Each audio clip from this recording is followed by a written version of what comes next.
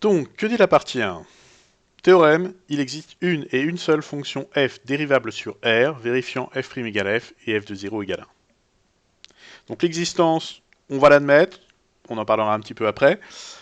L'unicité, on le démontre, et on en profite pour montrer pourquoi est-ce qu'on avait le droit tout à l'heure de dire que la fonction était non nulle partout, à partir du moment où elle obéissait à f' égale kf et f de 0 égale 1. Donc on suppose qu'on a une solution f telle que f' est égal à f et f de 0 égale à 1.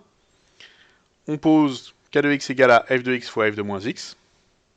On dérive ça avec u fois v. Donc on a f' de x fois f de moins x, plus f de x fois la dérivée de x donne f de moins x. Donc avec la composée avec une affine, on se retrouve avec moins 1 fois f' de moins x, parce que la dérivée de moins x c'est moins 1, n'est-ce pas? Et donc, comme f' est égal à f, on se retrouve avec f de x fois f de moins x, et moins f de x fois f de moins x, c'est-à-dire 0. Donc on a bien une fonction dont la dérivée est égale à 0, sur toute R. Elle est donc constante sur R, égale à sa valeur en 0, qui est f de 0 fois f de moins 0 c'est 0, donc f de 0 fois f de 0, une fois 1, 1. Donc on a, pour quel que soit x, f de x fois f de moins x est égal à 1, ce qui est impossible si f de x est différent de est 0, donc on a bien f de x différent de 0 à partir du moment où elle est solution de f' égale f et f de 0 égale 1.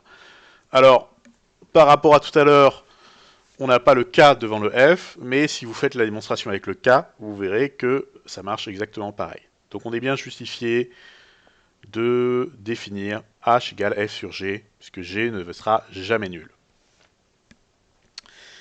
On dérive h avec u sur v, dont la dérivée est u'v moins uv' sur v carré, sauf que ici f' est égal à f et g' est égal à g.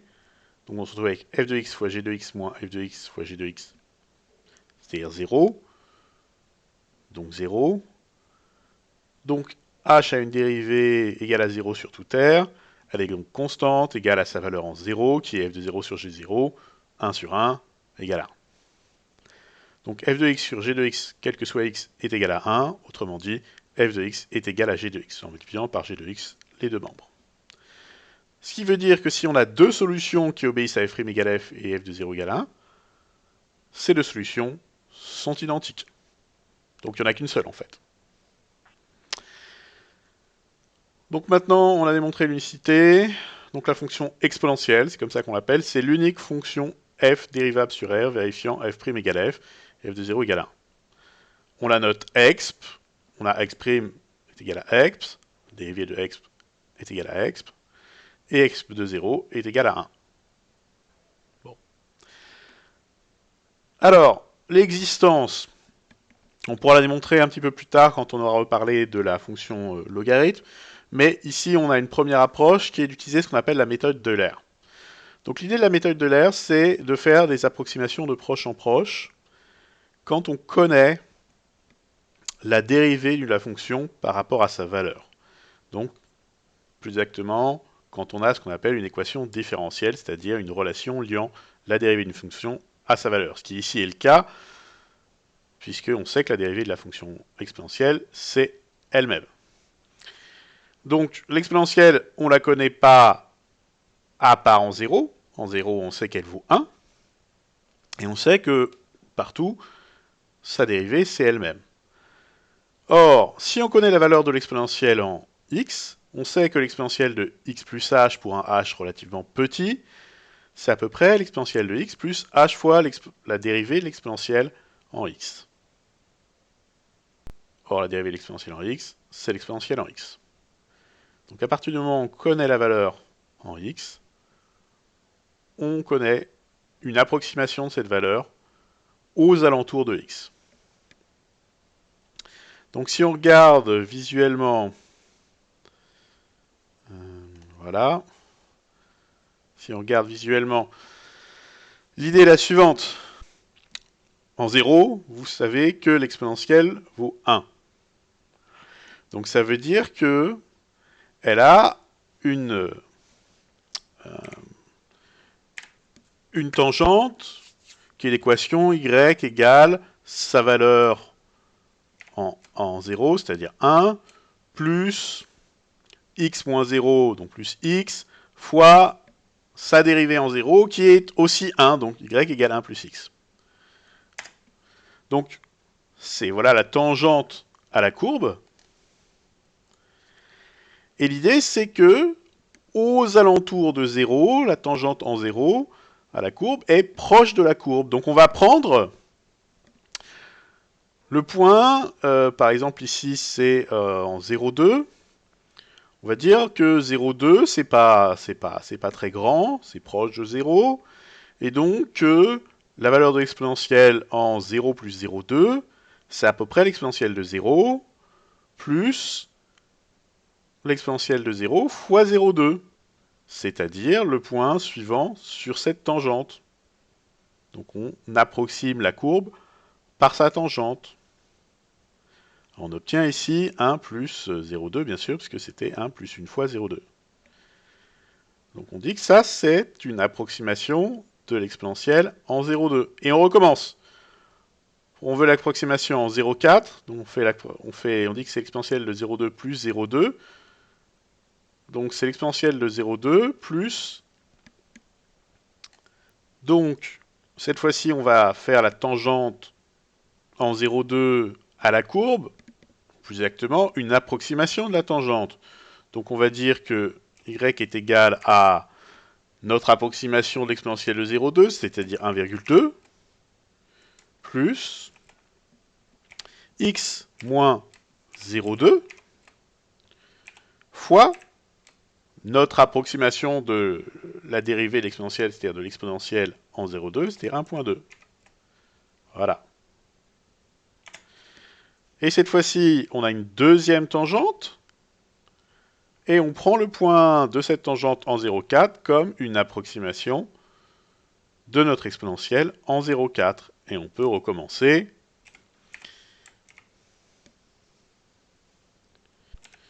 Ça nous donne 44, un peu 44. Et on obtient le troisième point, approximation en 0,6, etc. Donc vous voyez comment, de proche en proche, première tangente, on obtient une approximation en 0,2. Deuxième tangente, on obtient une approximation en 0,2 plus 0,2, 0,4. Troisième tangente, on obtient une approximation en 0,4 plus 0,2 en 0,6. Et on continue comme ça. Et bien sûr, on peut prendre des pas qui ne sont pas, des h qui ne sont pas positifs, mais négatifs. Donc au lieu de faire plus 0,2, ici on fait moins 0,2. Et moins 0,2 fois 1,2, ça nous fait moins 0,2. Et on peut recommencer. Donc on obtient une approximation en moins 0,2 de l'exponentielle qui est 0,8. Et on continue.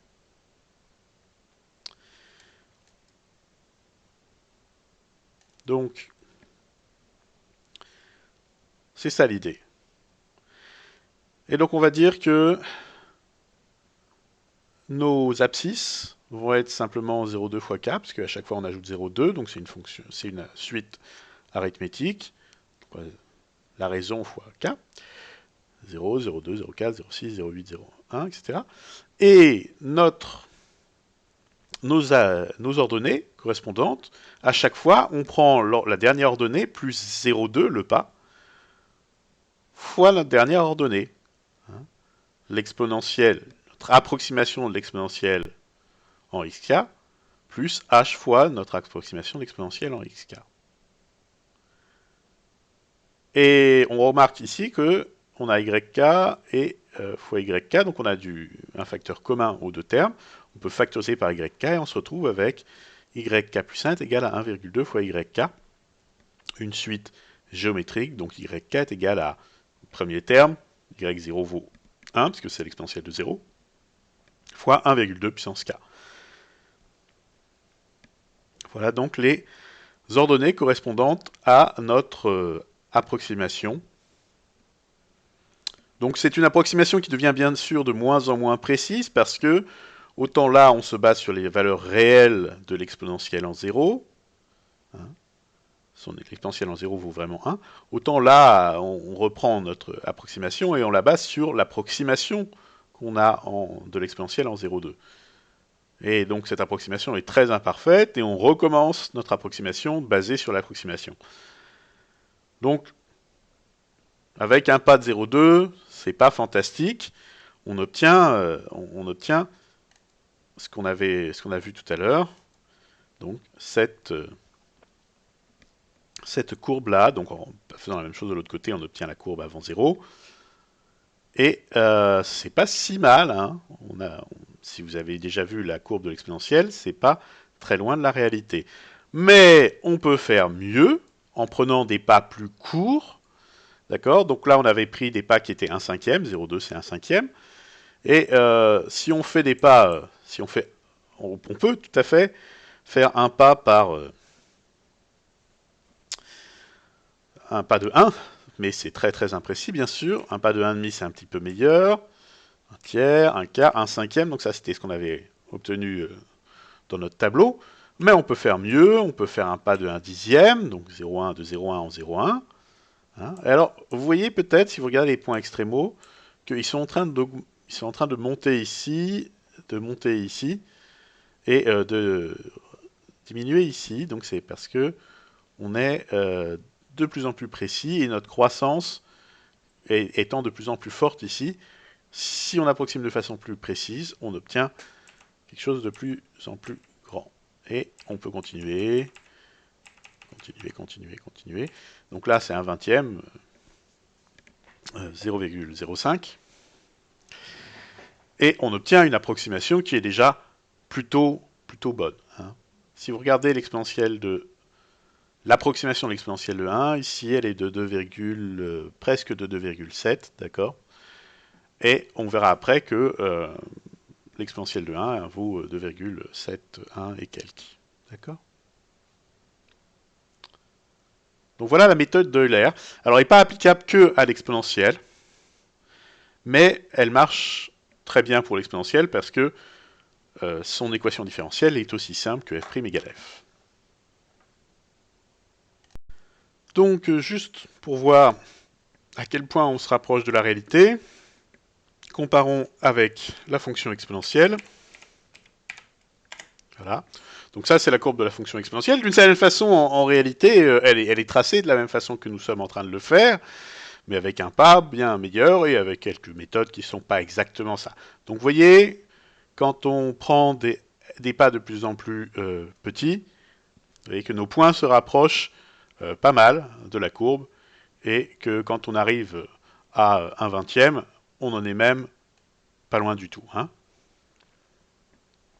Et bien sûr, on voit que plus on s'éloigne de notre point de départ, plus l'approximation diverge de la réalité.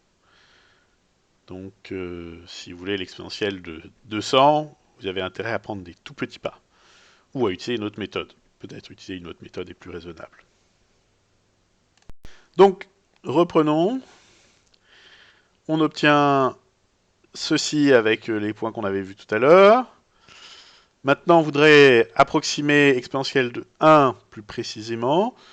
Donc l'idée, c'est que on veut regarder ce qu'on obtient comme approximation de l'exponentielle de 1 avec notre méthode. Et tout à l'heure, on avait vu qu'on obtenait x5 qui était égal à 1, et donc y5 c'était l'approximation de l'exponentielle de 1, et c'était donc 1,2 puissance 5, c'est-à-dire 1 plus 1/5 puissance 5. C'est à peu près 2,49, ce qui est pas génial, mais qui commence à se rapprocher de la valeur réelle. On peut faire ce même raisonnement avec n'importe quel n à la place de 5. D'accord? Pareil, on obtiendrait une suite géométrique, mais cette fois-ci de raison 1 plus 1 sur n au lieu de 1 plus 1 sur 5. Et xn serait égal à 1, pas x5. Donc on prendrait 1 plus 1 sur n puissance n. Et donc, on a ici une suite, un est égal à 1 plus 1 sur n puissance n, qui est une suite d'approximation de l'exponentielle de 1 de plus en plus précise.